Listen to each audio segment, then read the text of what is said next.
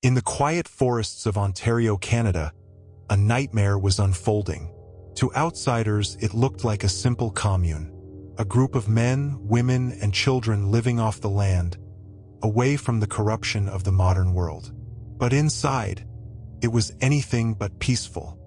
Led by a self-proclaimed prophet named Roch Thériault, the group that called themselves the Anthill Kids endured years of control, abuse, and terror.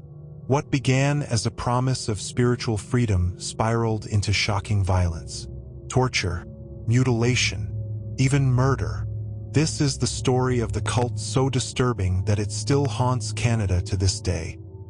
You're watching Cult Crime Files, where we uncover the world's most shocking cults and true crime stories. Sit back, settle in, and before we dive deeper, let us know in the comments where you're listening from and what time it is for you right now. We've got people tuning in from all over the world, and it's always amazing to see where you're watching from.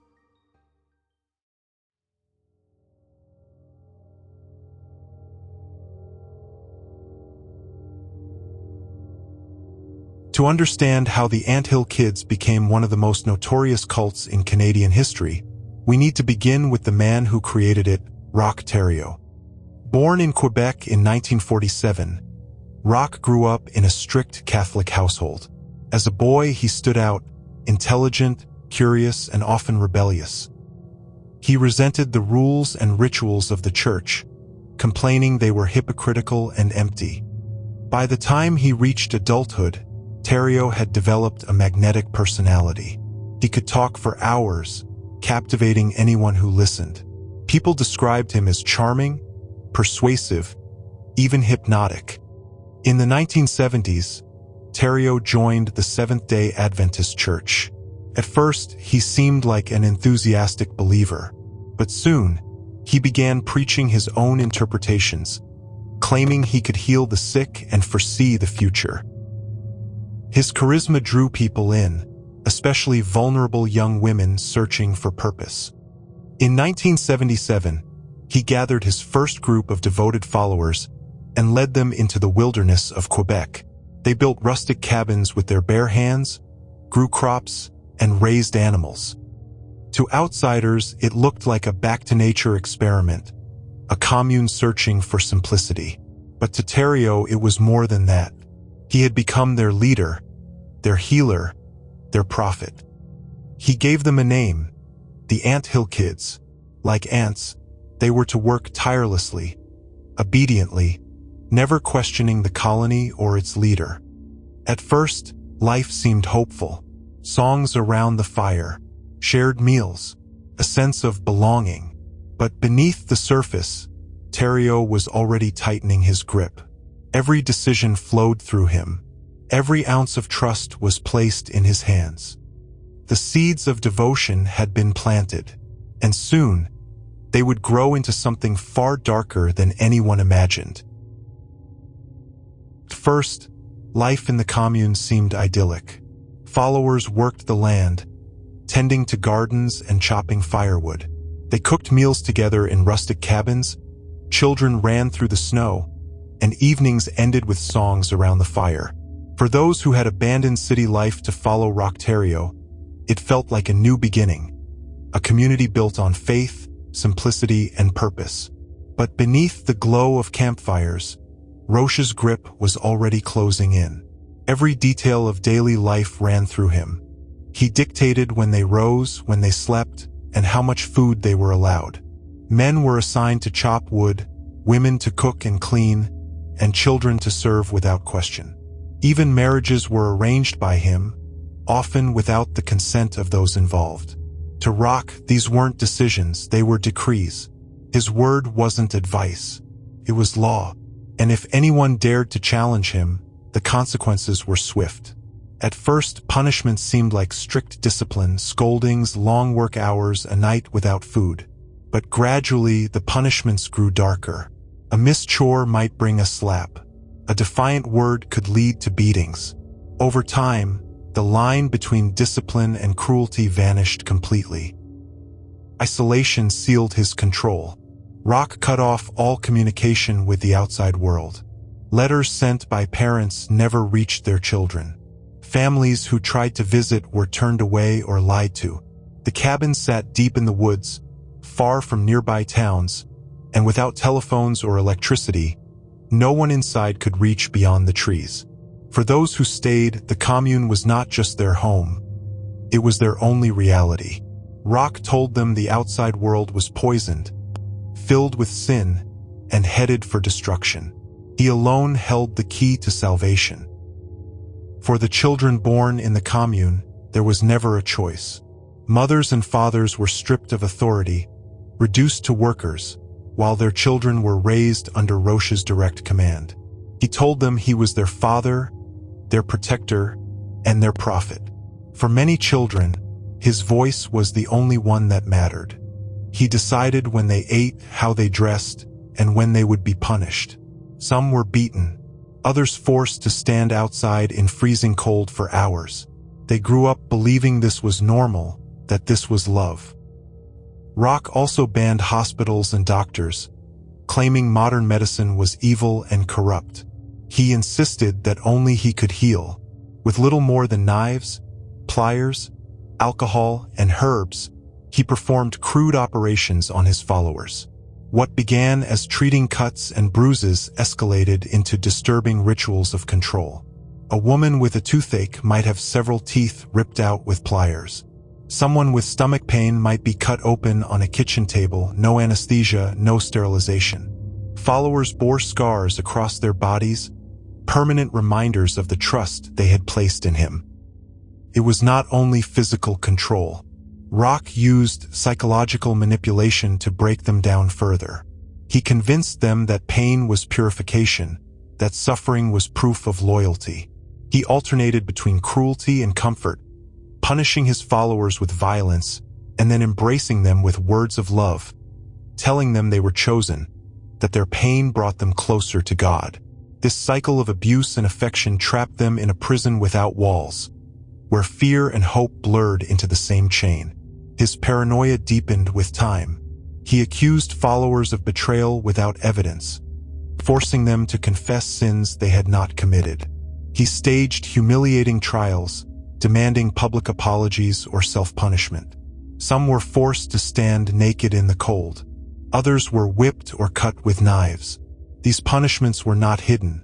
They were staged, often in front of others, as a reminder of his power. And yet, even as the violence escalated, many stayed. Why? Because Roch had stripped away every alternative. They had given up their families, their jobs, their homes. Their lives outside no longer existed. He had convinced them the world was ending and that only he could lead them through the apocalypse. To leave was to abandon hope. To stay, even in suffering, was to remain chosen. By the mid-1980s, the Anthill Kids had grown to about 40 members, including children. They lived in total isolation, without schools, without doctors, without government records. To the outside world, they had vanished. To those inside, Roch was no longer a man, he was God. And as his delusions grew, so did his cruelty. He created punishments that bordered on sadistic experiments. A mistake in cooking could mean a beating with a hammer. Children who cried too long might be hung upside down or forced to endure freezing water. Women were burned with matches or cut with knives. Teeth were pulled without reason, limbs injured deliberately. Some were made to mutilate each other on his command, breaking bonds of trust between them. The physical violence was relentless, but the psychological torture was even more insidious. Followers were forced to confess their sins in group meetings, where Roch berated and humiliated them.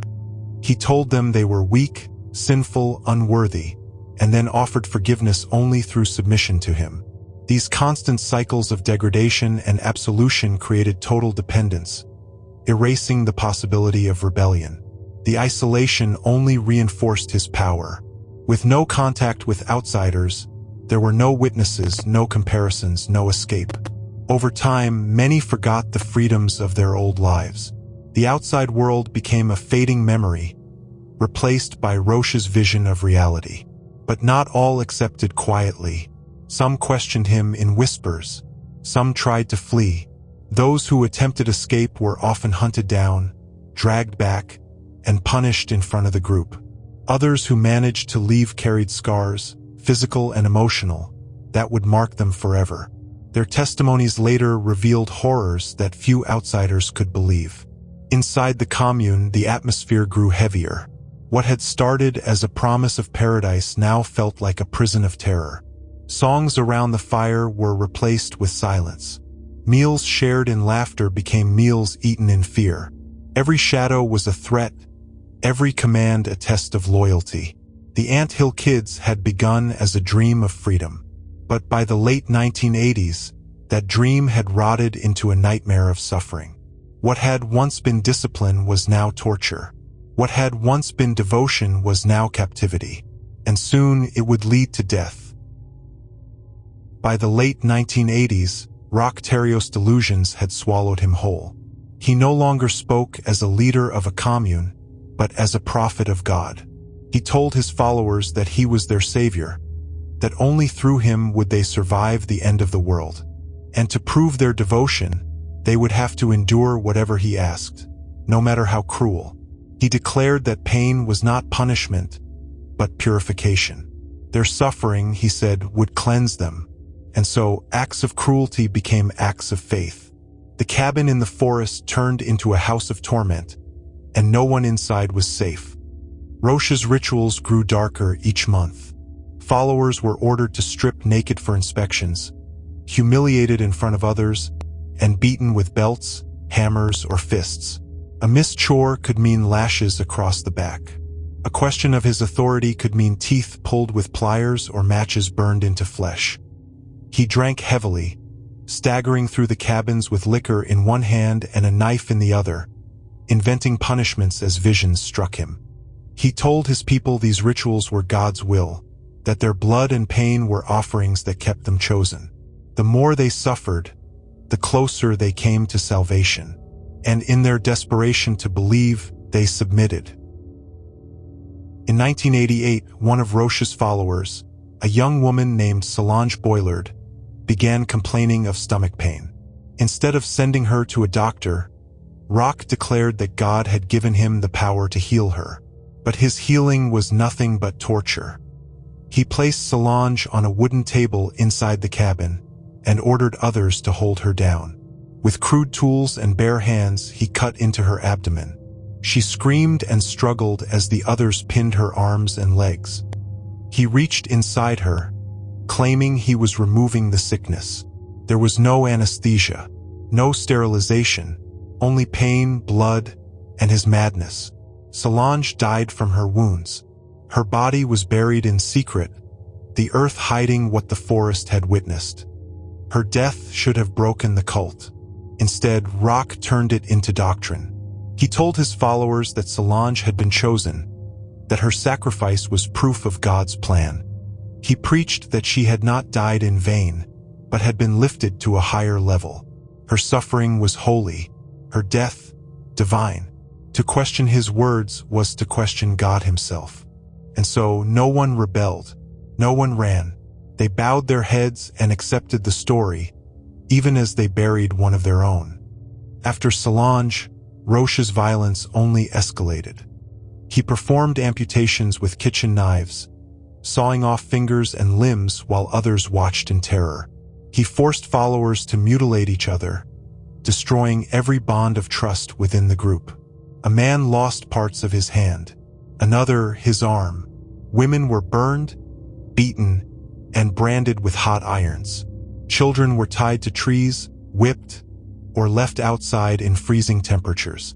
Their cries echoed through the forest, but no one came to save them. Inside the commune, every day brought new punishments, new wounds, and new scars. And Roch thrived on their pain, declaring each act a holy ritual. The children of the Anthill Kids lived in a world without laughter. They were beaten for crying, starved when food ran short, and forced to endure punishments no child should ever know. Some were locked away for hours, others tied to trees or doused in cold water.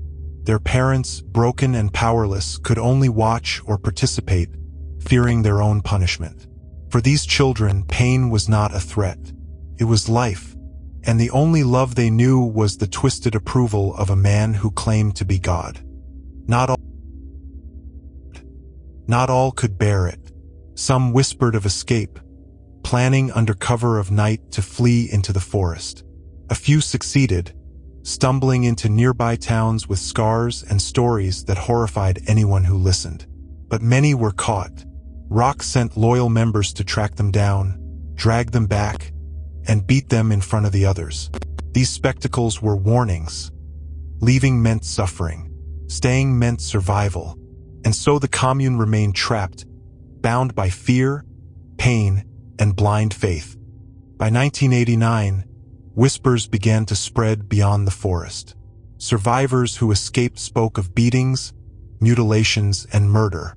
Rumors reached authorities. Police began to investigate, but the commune's isolation made it difficult. For years, Roch's crimes remained hidden under the snow and silence. But the testimonies grew louder, piling up like evidence that could no longer be ignored. The forest no longer kept his secrets. The outside world was listening. Inside the commune, the dream had rotted away. Songs around the fire were gone, replaced with silence. Meals once filled with laughter were eaten under watchful eyes. Followers moved like ghosts, scarred and hollow, waiting for the next command. Every shadow was a threat, every sound a reminder of fear. What had begun as a promise of freedom had become a prison of horror. And soon that prison would collapse. In the early 1990s, authorities finally acted. Survivors who escaped carried stories too horrific to ignore. Police gathered evidence, and in 1989, they raided the commune deep in the Quebec forest. What they found was a nightmare made real. Emaciated children, broken adults, and a leader drunk on power and liquor. The dream of paradise was over. The anthill kids had fallen. The survivors began to speak. In police interviews and courtrooms, they described the years of terror they endured. They spoke of punishments that scarred their bodies, surgeries that mutilated them, and the death of Solange Boilard. Some were children who had never known a world beyond Roch's commands. Their voices cracked with pain, but they told the truth. Piece by piece, their testimonies revealed the full scale of the horror, and the world listened in shock. Roch Thériault was arrested and charged with a long list of crimes, including assault, sexual abuse, and murder. In 1993, he stood trial before the world. The man who once called himself a prophet now faced judgment not from God, but from a jury. Witness after witness described his brutality. The evidence was overwhelming. Roch was convicted of second-degree murder for the death of Solange Boilard and multiple counts of aggravated assault. He was sentenced to life in prison, with no chance of parole for 25 years. Even behind bars, Roch tried to hold on to control. He wrote letters to former followers, still claiming he was God's chosen. He charmed journalists, portraying himself as a misunderstood visionary. But prison stripped away his power. No followers obeyed his every word. No one trembled at his presence.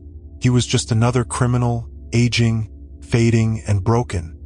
In 2011, Roch Thériault was found dead in his prison cell.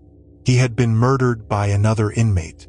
The man who inflicted years of pain and terror met his end violently, without prophecy, without glory.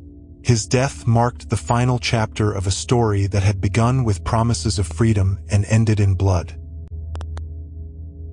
For the survivors of the Ant Hill kids, the scars remain. Some rebuilt their lives, starting families of their own. Others struggled with trauma that never faded. Their stories are reminders of how devotion can be twisted into chains, and how blind faith can lead to tragedy. They carry the memories of pain, but also the strength of survival. Their voices keep the story alive, ensuring it will never be forgotten. The Ant Hill kids began as a dream of freedom, but under Roch Thériault, that dream became one of Canada's darkest nightmares. A commune turned into a cult. A leader turned into a tyrant, and hope turned into horror. But in remembering, we honor those who survived, and those who did not. Their story is a warning of the dangers of unchecked devotion and the terrible cost of blind faith. If you found this story important, don't forget to subscribe and turn on notifications. And as you leave your thoughts below, take a moment to connect with others watching around the world. And if you want to go deeper, our next documentary is waiting, a case even more bizarre than this one. But for now, this was Cult Crime Files.